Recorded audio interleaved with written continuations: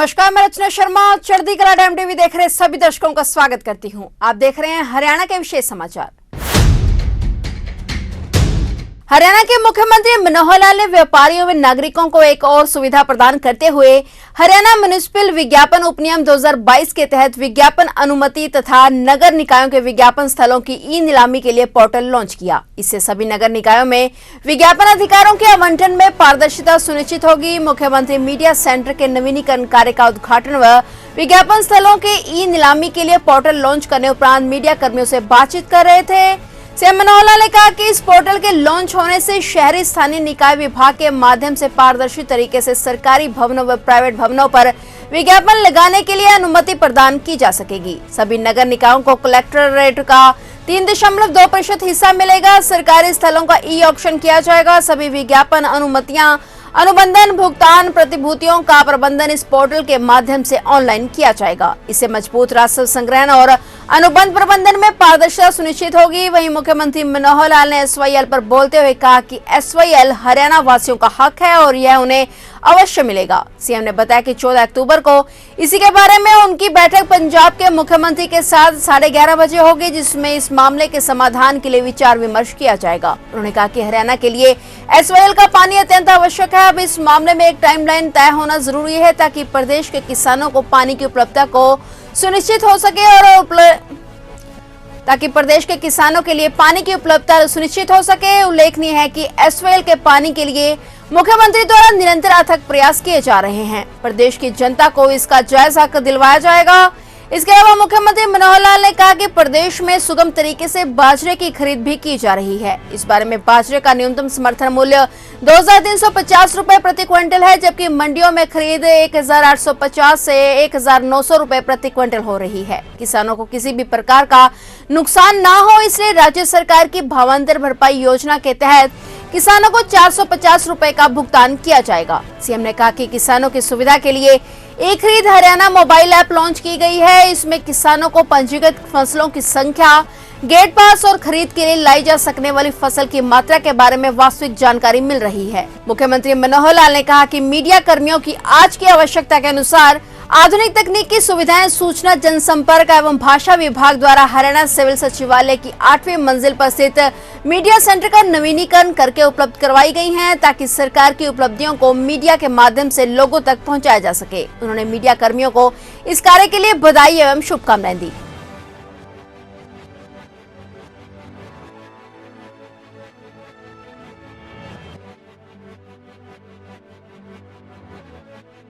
अभी जैसे बाजरा मंडियों में आ चुका है, पिछले वर्ष हमने बाजरे की भावांतर भरपाई दी थी।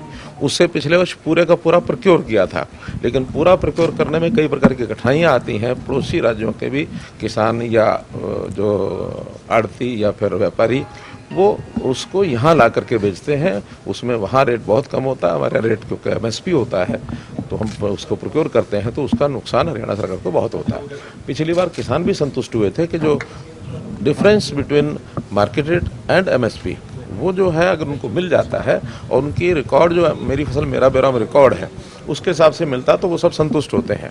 जो रेट डिफरेंस है पिछली बार ज़्यादा था, इस बार एमएसपी 100 रुपया बढ़ने के बाद भी रेट डिफरेंस थोड़ा कम हुआ है। अभी इस समय मार्केट रेट जो बाजरे का है वो 1850 से 1950 के बीच में चल रहा है और 2350 एमएसपी है। इसलिए ऑन एवरेज अगर 1900 में लगाते हैं तो 450 रुपये का अंतर पड़ता है। इसलिए आज ये घोषणा की जाती है कि उन सब को 450 रुपये के हिसाब से और किसानों को पर क्विंटल के हिसाब से भावांतर भरपाई योजना में ये पैसा मिलेगा।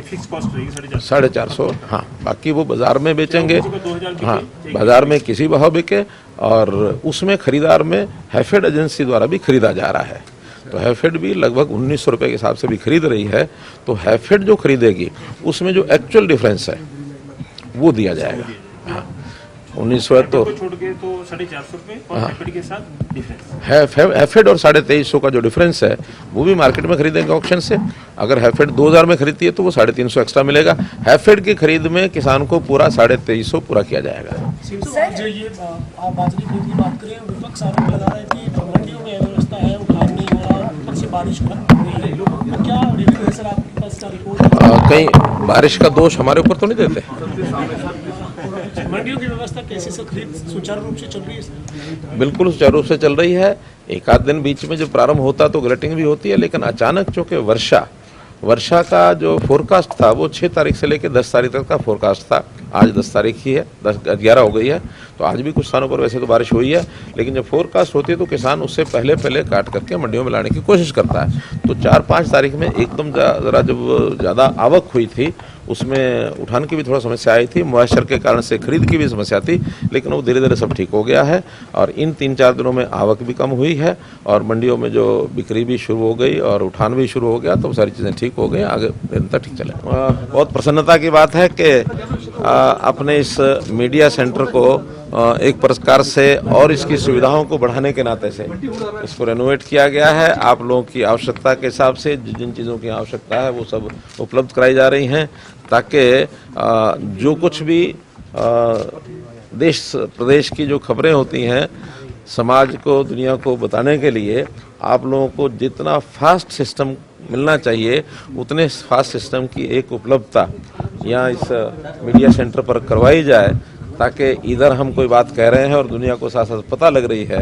तो इसकी जो भी सुविधाएं देने की एक आवश्यकता थी वो आज पूरी की गई हैं। हमारे DPR श्री अमित अग्रवाल जी ने पूरा एक प्रारूप बना करके आप लोगों से परामर्श करके इसको एक अच्छा बनाया है। इस संदर्भ में मैं आपको बहुत बहुत बधाई और शुभकामना देता हूं और इसी प्रकार से आगे भी कोई आवश्यकता होगी तो उसको हम पूरा करते रहेंगे। एक विषय तो ये आपके सामने मुझे बताना है। एक दूसरा विषय बताना है मैंने, ये जो हमारा अर्बन लोकल बॉडीज़ का एडवर्टाइजमेंट का जो पोर्टल है उसका भी शुभारंभ किया गया है और उस एडवर्टाइजमेंट पोर्टल के माध्यम से अब चाहे वो सरकारी भवन है चाहे वो प्राइवेट भवन है, उनके ऊपर जिसको भी एडवर्टाइजमेंट कराने की अपनी आवश्यकता होगी, जिस संस्थान को, उसको एक प्लेटफॉर्म मिल गया है ताकि पारदर्शी तरीके से ये सब सिस्टम कराए जा सकें। क्योंकि अभी कई जगह देखने आता है, अलग अलग शहरों में कई प्रकार की शिकायतें भी आती हैं, कुछ एडवर्टाइजमेंट करने वाले लोगों को स्थान मिल नहीं पाते हैं और कुछ वो अपने रसूख से, अपने मिलजुल से स्थान ले पाते हैं। रेट्स का भी कोई सिस्टम नहीं था, अब सबके रेट्स बना दिए गए हैं। 2 प्रकार से ये एडवर्टाइजमेंट जो है आगे लोगों को टैरिफ के नाते दिया जाएगा। एक तो फिक्स टैरिफ है जो म्यूनसिपैलिटी को मिलेगा, वो 3.2% of the value of that collectorate, हाँ 3.2% ऑफ दैट कलेक्टरेट, ये पैसा म्यूनसिपैलिटीज़ को चार्ज किया जाएगा और जो भवन का मालिक है बाकी वो कितना लेता है वो उसके ऊपर निर्भर करेगा। जो प्राइवेट लैंड है, जहाँ तक सरकारी है, सरकारी लैंड की सब ऑक्शन होगी, उसका ऑक्शन का जो मिनिमम रेट होगा दोनों का, म्यूनसिपैलिटी का भी और बिल्डिंग ओनर का भी, उनका दोनों का मिला करके 4% से शुरू करेंगे। उस 4% में भी जो 40% म्यूनसिपैलिटी को मिलेगा, 60% बिल्डिंग ओनर को मिलेगा और उस ऑक्शन में जितना आगे उसका हायर रेट जाएंगे उस हायर रेट के हिसाब से दोनों ही बेनिफिशियरी होंगे, बिल्डिंग ओनर भी और म्यूनसिपैलिटी भी। लेकिन लेने वालों में कंपटीशन होगा स्थान के हिसाब से, उसकी लोकेशन के हिसाब से, वो जो अपने अपने एडवर्टाइजमेंट के प्लेसेस को चयन कर सकें। आज ही हमारी जो पर्यावरण मंत्री हैं केंद्र सरकार के श्री भूपेंद्र यादव जी से मैं उनकी मीटिंग में से अभी आया हूँ, ऑनलाइन मीटिंग उनके साथ हमारी हुई है और सारे प्रबंध जो हैं वो किए गए हैं। चाहे वो जो अवशेष हैं पराली के रूप में जलाने की घटनाएं न घटें और इस बार बहुत एक अच्छे रिजल्ट्स हमारे मिले हैं। अभी तक केवल मात्र 81 घटनाएं ही रिपोर्ट हुई हैं, जिनके खिलाफ हमने FIR भी किए, सब किया है। तो लोग उसके लिए बहुत सतर्क हुए हैं।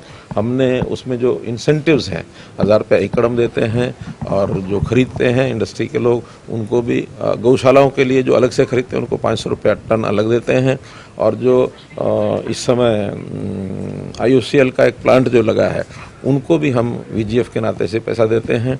अभी कल ही एक टेंडर था जो पैलेट्स बनाए जाएंगे, उसके लिए जो इंडस्ट्रियल यूज़ के लिए थर्मल पावर प्लांट में सप्लाई करने के नाते से 20 लाख मीट्रिक टन का एक प्रोडक्शन का वो टेंडर भी प्रोसेस में है, वो शुरू हो जाएगा। तो इस नाते से ये सब चीज़ें और इस प्रदूषण को रोकने के लिए, हवा शुद्धिकरण के लिए ये सब किए जा रहे हैं। पटाखों का जहाँ तक विषय है, पूरे प्रदेश में इस बार केवल ग्रीन पटाखे ही चलेंगे, अन्य पटाखे नहीं चलेंगे, ऐसा सर्कुलर निकाल लिया है।